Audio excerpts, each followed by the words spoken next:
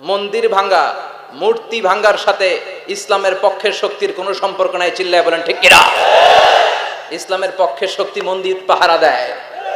তারা সাম্প্রদায়িক সম্প্রীতিতে বিশ্বাসী, কোনো দাঙ্গা হাঙ্গামা সন্ত্রাসবাদে ইসলাম বিশ্বাস করে না। চিল্লায় বলেন ঠিক কিনা? সংখ্যালঘুদেরকে নাকি মুসলমানরা অ্যাটাক করে, জীবনে শুনছেন? কোন দাড়িওয়ালা টুপিওয়ালা, আলিয়া মাদ্রাসার ছাত্র, কওমি মাদ্রাসার ছাত্র, কোন ইসলামী আন্দোলনের কর্মী, এটা জামাতি বলেন, হেফাজতি বলেন, আহলে হাদিস বলেন, কওমি বলেন, আলিয়া বলেন, মন্দির ভাঙ্গা, মূর্তি ভাঙ্গার সাথে ইসলামের পক্ষের শক্তির কোনো সম্পর্ক নাই। চিল্লায় বলেন ঠিক কিনা?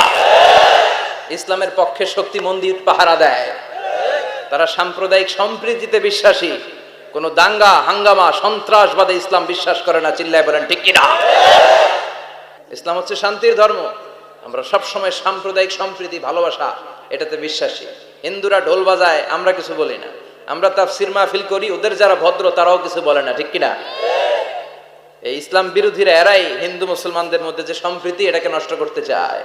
কিছুদিন পর পর এরকম কিছু আবাল আর উল্লুক্কা পাঠার আগমন ঘটে। এক বাংলাদেশ, আমাদের দেশটা অনেক ছোট্ট কিন্তু সৌন্দর্যের লীলাভূমি। সুবহানাল্লাহ পড়ে। এমন কিছু নাই যে দেয় নাই। কি পাহাড়, কি সাগর, কি নদী, কি সবুজ। সমস্যা হয়েছে দুর্নীতি। সমস্যাটা কি? আমি 5.5 বছর ধরে মালয়েশিয়াতে থাকি। আল্লাহ মালয়েশিয়ারে যা দিছে এর চেয়ে অনেক ঢের গুণ বেশি আমাদেরকে দিয়েছে। আমাদের দেশের পর্যটন মোটেল, পর্যটন কর্পোরেশন আর ট্যুরিজম যে মিনিস্ট্রি আছে, এটা যদি সুন্দর প্ল্যান করে এই দেশটাকে কাজে লাগাতে পারতো, আমরা ট্যুরিস্টদেরকে জায়গা দিয়ে কুলাতে পারতাম না। আমাদের দেশের ছেলেপেলেরা যেগুলো লেখাপড়া করে না, এগুলো কামলা দিতে যায় বিদেশ। এই দেশটারে সাজাইলে এখানে ট্যুরিজমকে দেখাশোনা করার জন্য আমাদের প্রত্যেকটা ছেলের কর্মসংস্থানের ব্যবস্থা হয়ে যেত। এগুলো নিয়ে চিন্তা নাই। এরা ঘুরতে যায় পৃথিবীর বিভিন্ন দেশে, দেশ নিয়ে চিন্তা নাই। আল্লাহ আমাদের নেতাদেরকে তুমি হেদায়েত দাও। এজন্য ঘুরবেন, দেশটাকে ঘুরবেন। আমি আমার ছোটবেলাতেই পুরো বাংলাদেশ ঘুরে ফেলছি। আমি যখন দাখিল, আলিম, এসএসসি, এইচএসসি দেই, তখনই আমি বাংলাদেশ কাবার। কারণ ঘুরতে খুব পছন্দ হতো। কত সুন্দর দেখার মতো জায়গা আল্লাহ বাংলাদেশে রেখেছে। আপনি পঞ্চগড়ে গেলে দেখবেন কাঞ্চনজঙ্ঘা, ওখানে দাঁড়ালে আকাশটা ক্লিন থাকলে হিমালয়ের পাহাড় দেখা যায়। বাংলাদেশ থেকে দাঁড়িয়ে কাঞ্চনজঙ্ঘা থেকে হিমালয় দেখা যায়। ওই জায়গাটারে যদি ট্যুরিজমের জন্য প্রমোট করা হতো, lakh lakh tourist Europe America থেকে ছুটতো। এখন এই দেশে আসে না, সিকিউরিটি নাই, কোনো নীতিমালা নাই, কোনো নিয়ম কানুন নাই। এজন্য এই দেশে আল্লাহর রহমত নাই। একের পর এক গজব দিয়ে আল্লাহ আমাদেরকে পরীক্ষা করছে। চিল্লা এখন ঠিক কিনা? আল্লাহ তুমি গজব থেকে বাঁচাও, তোমার রহমত নাজিল করো, আমাদের সবাইকে মাফ করো। আমরা শিখতে এসেছি, শিখতেই হবে, আপনাকে পড়তেই হবে। কোরআনের প্রথম কথা হচ্ছে পড়ো আর নিজের জীবন গড়ো। ঠিক কিনা? পড়তেই হবে আপনাকে, না পড়ে উপায় নাই। যখন যে অবস্থায় থাকবেন পড়বেন। জীবনে আমার একটা কিছু মটো আছে, লক্ষ্য, এটাকে খেয়াল করে আমি চলি। বিষয়টা হচ্ছে এরকম যে আমি কখনো হারি না, আমি হয় জিতি নয় শিখি। এরকম একটা অ্যাটিটিউড রাখবেন যে শিখতে আমাকে হবেই, কিন্তু হেরে যাব না আমরা। চিল্লায় বলেন ঠিক কিনা? এবং শিখাটাই আপনাকে মুক্তি দিতে পারে। এজন্যই কোরআনের প্রথম কথা আল্লাহ শিখার ব্যাপারে উদ্বুদ্ধ করেছেন। আল্লাহ বলেছেন ইকরা বিসমি রাব্বিকাল্লাযী খালাক, read in the name of your lord who has created. পড়ো তোমার প্রভুর নামে যিনি তোমায় শিখিয়েছেন। এজন্য পড়তে হবে, জানতে হবে। আসেন আমরা সরাসরি মহাবিশ্বয় মহাগ্রন্থ আল কোরআন থেকে শুনি। উদ্দেশ্য হচ্ছে যে আমরা নিজেদেরকে আলোকিত করব। উই এনলাইটেন আওয়ারসেলফ, ভিতরটাকে আলোকিত করব, আলোকিত মানুষ হব, সাদা মনের মানুষ হব, আল্লাহওয়ালা হব ইনশাআল্লাহ। পড়েন। উদ্দেশ্য যদি ভালো হয়, সওয়াব কামিয়ে আপনি শেষ করতে পারবেন না। আর উদ্দেশ্যে যদি ভেজাল থাকে, কোনো লাভ নাই। হাবা মানসুরা, সব শেষ। এগুলারে উঠাইলে, মিজানের পাল্লায় উঠালে কোনো ধরনের ওজন হবে না। আজকের এই তাফসীর মাহফিলে আমরা এসেছি শিখার জন্য আর একজনকে খুশি করার জন্য। তিনি কে? আল্লাহ। আজকে আমি জানি কথা শোনাবো আপনাদেরকে। শুরুতে আগে সংক্ষেপে বলে দিই, এই সূরার মূল কথা হচ্ছে, মানে সেন্ট্রাল থিম বা সাবজেক্ট ম্যাটার সূরাতুদ দুহার কেন্দ্রীয় আলোচ্য বিষয় হচ্ছে নিরাশ হবেন না, হতাশ হবেন না, হাল ছাড়বেন না, ভরসা রাখবেন কার উপর? আল্লাহ। মুমিনরা নিরাশ হয়, হতাশ হয়, হাল ছাড়ে নাকি ভরসা রাখে? কার উপর ভরসা? কার উপর? না নৌকার উপর? ধানের শীষ, নাঙ্গল, হাত পাখা, দাড়িপাল্লা, ভরসা থাকবে একজনের উপর। চিল্লায় বলেন তিনি কে? Never be sad, never lose hope. Every time you feel like you cannot go on, you feel so lost that you are so alone. Don't despair and never lose hope, 'cause Allah is always by your side. Insha'Allah, Insha'Allah, Insha'Allah, you'll find your way. Insha'Allah, Insha'Allah, Insha'Allah, you'll find your way. Every time you feel like you cannot go on, you feel so lost that you are so alone. Don't despair and never lose hope, 'cause Allah is always by your side. Insha'Allah, pardon? Insha'Allah, Insha'Allah, you'll find a way. Insha'Allah, Insha'Allah, Insha'Allah, you'll find a way. ঠিক কি না?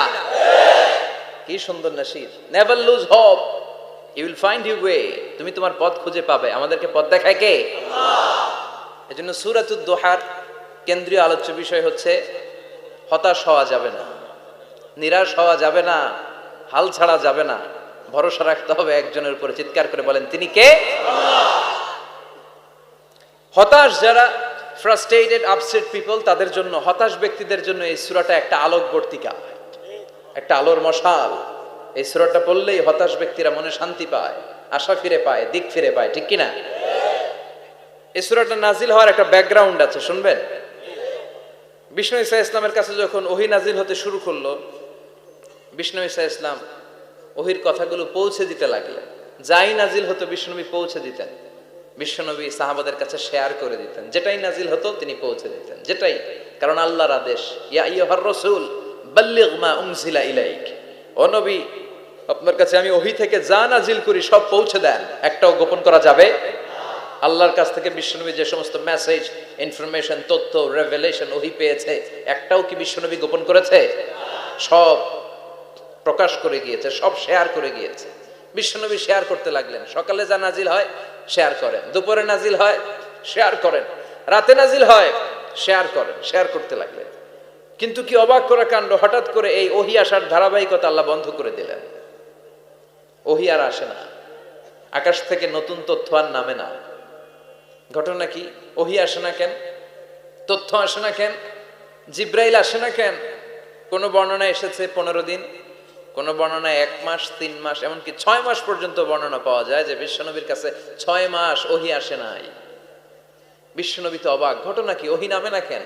আর ওহী না আসলে তো বিশ্বনবী share করতে পারে না। এতদিন যা আসতো বলে বেড়াতো, এখন আসেও না, বলতেও পারে না।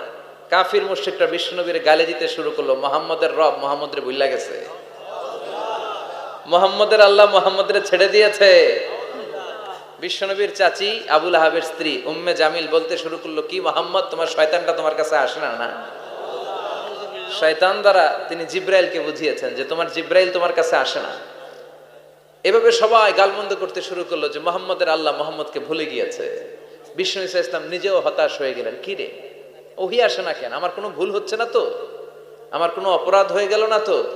আল্লাহ কি আমার উপর অসন্তুষ্ট হয়েছেন? আল্লাহ কি আসলেই আমারে ভুলে গেছেন? আল্লাহ কি আমাকে ত্যাগ করেছেন? তিনি কি আমার উপর রেগে আছেন? আমরাও মাঝে মাঝে এরকম হতাশ হয়ে পড়ি। এরকম হতাশ লোক আছে না নাই? কিরে, আমার দোয়া কবুল হয় না কেন? আল্লাহ আমার ডাকে সাড়া দেয় না কেন? আমার জীবনে এত দুঃখ কেন? আমার জীবনে তো ভালো কিছু হয় না, খালি সব কষ্ট আমার কেন? এরকম আছে না নাই? এরকম হতাশদের জন্য এই সূরাটা একটা আলোকবর্তিকা, মোটিভেশনাল সূরা। আলহামদুলিল্লাহ পড়েন। বিশ্বনবীকে আল্লাহ আশ্বস্ত করলেন আর এই সূরাটা নাজিল করলেন আর বললেন ওয়াদ-দুহা, ওয়াদ-দুহা। দুহা মানে আলো, দুহা মানে আলো, প্রভাতের সূর্য কিরণের শপথ। Look up, the sunlight, it's a very beautiful day out there. ও নবী হতাশ হবেন না, বেরোন, সকালের সূর্যটা কত সুন্দর, কি ঝলঝলে পৃথিবী, ফকফকে আর তকতকে, দেখলেই মনটা ভরে যায়, ঠিক কি না? দুহা, দুহা মানে আলো, আশার আলো, সম্ভাবনার আলো।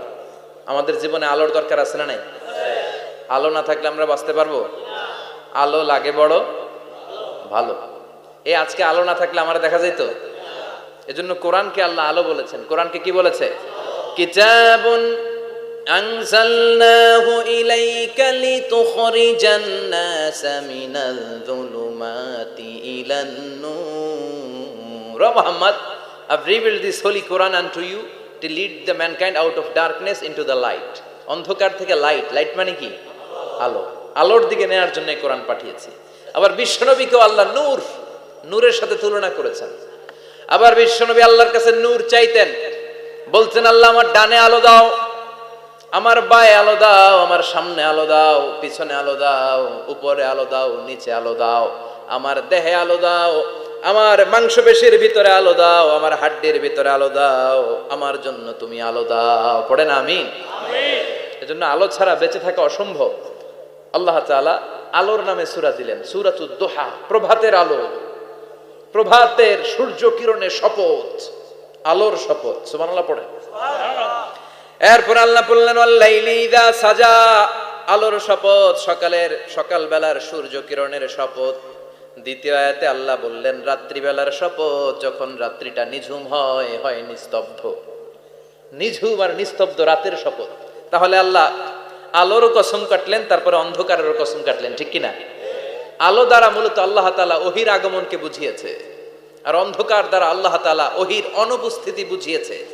এটা দিয়ে আল্লাহ বুঝাতে চাইলেন, ও নবী, কাফির মুশরিকরা আপনারা গালি দেয়, ওরা বলে যে আমি আপনার ভুলে গেছি, আমি আপনারে ত্যাগ করেছি, আমি আপনার প্রতি অসন্তুষ্ট। না না, আমি ইচ্ছা করে ওহি পাঠাই না, কারণ সব সময় আলো থাকলে ভাল লাগে না, কিছু সময় অন্ধকারের দরকার আছে না নাই? বুঝে শুনে উত্তর দিয়ে। 24 ঘন্টা আলো, 365 দিন খালি আলো আলো আরো আলো। যদি সূর্যের আলো সব সময় থাকে 365 দিন, ভাল লাগবে? রাতে ঘুমাবেন কেমনি? আবার সব সময় ঘুটঘুটে অন্ধকার, আলো নাই, ভাল লাগে? ক্ষেত খামারে চাষ করা লাগবে না, বাজারে যাওয়া লাগবে না। তার মানে আলোরও দরকার আছে, অন্ধকারেরও দরকার আছে। এটা দিয়ে আল্লাহ বুঝাতে চাইলেন, নবী, ওহি নাজিল করার যেমনি দরকার আছে, মাঝে মাঝে ওহি বন্ধ রাখা আপনার বিশ্রাম দেওয়ারও দরকার আছে। চিৎকার করে বলেন আল্লাহু আকবার। এজন্য আল্লাহ বললেন ওয়াদ-দুহা ওয়াল-লাইলি ইযা সাজা মা ওয়াদ্দা'আকা রাব্বুকা ওয়া মা ক্বালা ওয়ালাল আখিরাতু খায়রুল লাকা মিনাল উলা। সুবহানাল্লাহ পড়েন। ও নবী, প্রভাতের সূর্য কিরণের শপথ, নিঝুম নিস্তব্ধ রাত্রিবেলার শপথ, আলো আর অন্ধকারের শপথ করে আমি বললাম, আপনার প্রভু আপনারে ভুলে যায় নাই, আপনার উপর অসন্তুষ্ট হয় নাই। আমি আল্লাহ ইচ্ছা করে ওহি বন্ধ রেখেছি, কারণ ওহির একটা পাওয়ার আছে, বারবার ওহি রিসিভ করলে আপনার স্নায়ু এটা সহ্য করতে পারবে না, আপনার দেহ এটারে বরদাস্ত করতে পারবে না। নবী, আমি আপনার প্রতি এত রহম দিল, এত ভালোবাসি, বারবার ওহি নিতে নিতে আপনার যে কষ্ট হয়, এই কষ্টটা আমার আল্লাহর সহ্য হয় না। এজন্য আমি আল্লাহ ইচ্ছা করে কিছুদিন ওহি বন্ধ রাখছি। সুবহানাল্লাহ পড়েন। তার মানে এই নয় যে আমি আপনারে ভুলে গিয়েছি, আমি আপনারে ছেড়ে দিয়েছি। আরে নবী, আমি তো আমার নামের সাথে আপনার নামকে জুড়ে দিয়েছি। লা ইলাহা ইল্লাল্লাহ মুহাম্মাদুর রাসূলুল্লাহ। যেখানে আমার আল্লাহর নাম, সেখানেই বিশ্ব নবীর নাম আছে না নাই? আজান যখন দেই আল্লাহু আকবারের পরে বিশ্ব নবীর নাম আছে না নাই? একামতে আছে না নাই? আবার আল্লাহর জন্য যখন সালাত আদায় করি, শেষ বৈঠকে বিশ্ব নবীর উপর দুরূদ আছে না নাই? রাফা'না লাকা যিকরাক। ও নবী, আপনার নামকে আমি অনেক উপরে তুলে ধরেছি। আমার নাম যেখানে, আপনার নাম ওইখানে। গোটা বিশ্বব্যাপী আপনার নাম ছড়ায় যাবে। ওরা আপনারে গালি দেয় কবি বলে, ওরা গালি দেয় গণক বলে, ওরা বলে আপনি আফতার, লেস কাটা। আসলে যারা আপনারে গালি দেয় ওরাই লেস কাটা। ওরা আপনারে বলে আপনি নির্বংশ, আপনার ছেলেগুলো বেঁচে নাই, মেয়ে বেঁচে আছে, আপনার নাম নেয়ার কেউ থাকবে না। ওই আবু জাহেল, উতবা, সাইবা, ওদের নাম নেয়ার কেউ থাকবে না। আপনি লেসকাটা নন, আপনি নির্বংশ নন। ইন্না শানিয়াকা, চিল্লায় বলেন ইন্না শানিয়াকা। যারা আপনারা গালি দেয়, যারা আপনারা নিয়ে কটু কথা বলে, ওরাই লেসকাটা, ওরাই নির্বংশ। ওদের বংশকে আমি আল্লাহই নির্বংশ করে ছাড়ি। চিল্লায় বলেন ঠিক কি না? ও নবী, মা ওয়াদ্দাআকা রাব্বুকা ওয়া মা ক্বালা। আপনার রব আপনারে পরিত্যাগ করে নাই, আপনারে ভুলে যায় নাই, আপনারে ছেড়ে দেয় নাই। আপনার রব ইচ্ছা করেই ওহী নাজিল বন্ধ করে রেখেছে। আমি ইচ্ছা করেই আপনারে প্রেসার দিতে চাই নাই গো নবী, কারণ ওহী রিসিভ করা অনেক কঠিন। এটা আস্তে আস্তে আপনি অভ্যস্ত হবেন। সুবহানাল্লাহ পড়ে। ওহীর একটা পাওয়ার আছে না নাই? আমরা তো কি মজায় মজায় কোরআন পাইছি। এই যে কি সুন্দর কোরআন নিয়ে বসে পড়ি, তাফসীর করি, কি মজার কোরআন। আহা, এই কোরআনটা রিসিভ করতে যে বিশ্বনবীর কত কষ্ট হয়েছে। এই কোরআনকে আল্লাহ বলেছেন এটা কাউলান সাকিলা, very heavy and weighty word. এটা অনেক ওজনওয়ালা কথা। ইন্না সানুলকি আলাইকা কাউলান, এটার অনেক ওজন। এই কোরআনটা যদি পাহাড়ের উপরে নাজিল করা হতো, পাহাড়গুলো দুমড়ে মুচড়ে ভেঙে টুকরো টুকরো হয়ে খান খান হয়ে যেত। ঠিক কি না? এত কঠিন বানিয়ে এটা। ও নবী, আমি আলোর সাথে ওহীর মিল ঘটিয়েছি, আলো দিয়ে ওহীকে বুঝিয়েছি। সূর্যের যেমনি কিরণ আছে, তেজ আছে, এই ওহীরও একটা তেজ আছে। এই তেজ, এই কিরণ আপনি সব সময় সহ্য করতে পারবেন না। এজন্য আমি ইচ্ছা করে কিছুদিন ওহী নাজিল করা বন্ধ করে রেখেছি। সুবহানাল্লাহ পড়ে। ইচ্ছে করে আমি নাজিল করি নাই। সব সময় নাজিল হলে আপনার ভালো লাগতো না। বুখারীর বর্ণনা, মা আয়েশা বলতেন শীতের রাতে, কনকনে মাঘ মাসের শীতের রাতে যখন বিশ্বনবীর উপর কোরআনের আয়াত নাজিল হতো, বিশ্বনবী ঘেমে ঘেমে একাকার হয়ে যেতেন। হাত্তা লা ইয়াতাফাসসাদু জাবিনুহু আরাকান, বিশ্বনবীর দাড়ি আর থুতনি বেয়ে ঝরঝর করে পানি পড়তো। আমরা কম্বল গায়ে দিয়ে থাকি আর বিশ্বনবী ঘামে। সুবহানাল্লাহ কইবেন না? এটা কাউলান সাকিলা, অনেক ওজনওয়ালা কথা। আবার বিশ্বনবী যখন ওটের উপরে বসে থাকা অবস্থায় কোরআনের আয়াত নাজিল হতো, ওটের বুকটা মুহূর্তের মধ্যে বালুর মধ্যে, জমিনের মধ্যে লেগে যেত। ঘোড়ায় চড়া অবস্থায় বিশ্বনবীর কাছে যখন কোরআন নাজিল হতো, ঘোড়ার পা গুলো মরুভূমির বালুতে দেবে যেত। মাঝে মাঝে বিশ্বনবী সাহাবাদের রানের উপরে, পায়ের উপরে মাথা দিয়ে শুয়ে পড়তেন, ক্লান্ত শ্রান্ত। যায়েদ বিন হারেসা, বিশ্বনবীর পালক পুত্র, তার পায়ের উপরে মাথা রেখে বিশ্বনবী একবার কথা বলতে বলতে ঘুমিয়ে পড়লেন। ঘন্টাখানিক ঘুমালেন। যায়েদ বিন হারেসা বলে, আমার কাছে তেমন কোনো কষ্টই হচ্ছে না, বিশ্বনবীর মাথাটা খুব বেশি ওজন মনে হচ্ছে না। ঘন্টাখানিক পর বিশ্বনবীর চোখ খুললেন, আর খোলা মাত্রই ওনার উপর ওহী কোরআনের আয়াত নাজিল করতে শুরু করলো। কে? যায়েদ বিন হারেসা বলে, যখনই কোরআনের আয়াত নাজিল হতে শুরু করলো, আমার মনে হচ্ছে বিশ্বনবীর মাথাটা 50-60 কেজি ওজন বেড়ে গিয়েছে। বিশ্বনবীর মাথার ওজনে আমার পায়ের রান ফেটে যাবে, আমার পায়ের হাড্ডি ফেটে যাবে, আমার পাটা ভেঙে খান খান হয়ে যাবে মনে হচ্ছিল। তার মানে কোরআনের আয়াত যখন নাজিল হয়, বিশ্বনবীর উপর একটা প্রেসার আছে না নাই? এই জন্য আল্লাহ বললেন, নবী আমি আপনার ভুলে যাই নাই। কাফেররা যেমনি আপনারে গালি দেয় যে আমি আপনারে ভুলে গিয়েছি, আপনার উপর আমি অসন্তুষ্ট, নেভার, অসম্ভব। আমি আপনার উপর কখনো অসন্তুষ্ট নই, বরং আমি ইচ্ছা করি আপনার উপর থেকে প্রেসার কমিয়ে দেওয়ার জন্য কয়েকদিন ইচ্ছা করে আপনারে ছুটিতে রাখছি। সুবহানাল্লাহ পড়েন, যাতে করে আবার এনার্জি গায়ে নেয়ার পরে নতুন করে কোরআনের আয়াত রিসিভ করার জন্য আপনি সক্ষম হন। চিল্লায় পড়তে হবে আল্লাহু আকবার। এজন্য আল্লাহ বললেন, ওয়াদ-দুহা ওয়াল-লাইলি ইযা সাজা মা ওয়াদ্দা'আকা রাব্বুকা ওয়া মা ক্বালা ওয়ালাল আখিরাতু খায়রুল লাকা মিনাল উলা। এরপর আল্লাহ বললেন, নবী ওয়ালাল আখিরাতু খায়রুল লাকা মিনাল উলা, and verily indeed the hereafter is far better for you than this dunya. এই দুনিয়ার চেয়ে আপনার জন্য আখিরাতটা অনেক দামি। খায়রুল লাকা মিনাল উলা, এই দুনিয়ার চেয়ে আখিরাতটা অনেক শ্রেষ্ঠ। এতে আল্লাহ বললেন দুনিয়ার চেয়ে আখিরাত শ্রেষ্ঠ, আর এক আয়াতে আল্লাহ বললেন দুনিয়ার চেয়ে আখিরাত হলো স্থায়ী। ঠিক কি না? বাল তু'থিরুনাল হায়াতাদ দুনিয়া ওয়াল আখিরাতু খায়রুন ওয়া আবাকা। তোমরা দুনিয়ার জীবন নিয়ে পাগল পাড়া হয়ে থাকো, আল্লাহ বললেন দুনিয়ার জীবনের চাইতে আখিরাতের জীবন শ্রেষ্ঠ এবং স্থায়ী। ঠিক কি না? কার কথা? দুনিয়া স্থায়ী না আখিরাত স্থায়ী? দুনিয়া শ্রেষ্ঠ না আখেরাত শ্রেষ্ঠ? কিন্তু আমরা কোনটার পিছনে দৌড়াই? খালি দুনিয়া দুনিয়া। দুনিয়া কে মজা লে লো, দুনিয়া তোমারি হ্যায়। কিন্তু জান্নাত কে মজা লে লো, জান্নাত তোমারি হ্যায়, ওইটা কয় না। আছে না নাই? দুনিয়ার পেছনে পাগল হয়ে আমরা পড়ে থাকি। এই দুনিয়ার জীবনটা একটা মায়াজাল, এটা একটা মরিচিকা। এই মরিচিকা, এই ধোঁকা, এই লালসা আর এই মায়াজালের পেছনে আমরা ছুটছি। ছুটতে ছুটতে হুট করে একবার কবরের ভিতরে ঢুকতে হবে। কথা বলেন, তখন আমাদের টনক নড়বে। এজন্য দুনিয়া মুমিনদের জন্য শ্রেষ্ঠ আর স্থায়ী জায়গা নয়। মুমিনের আসল জায়গা হচ্ছে আখিরাত। মুমিনের শান্তি আর কল্যাণের জায়গা হচ্ছে আখিরাত। জান্নাত হচ্ছে মুমিনের শেষ ঠিকানা। চিৎকার করে বলেন ঠিক কিনা?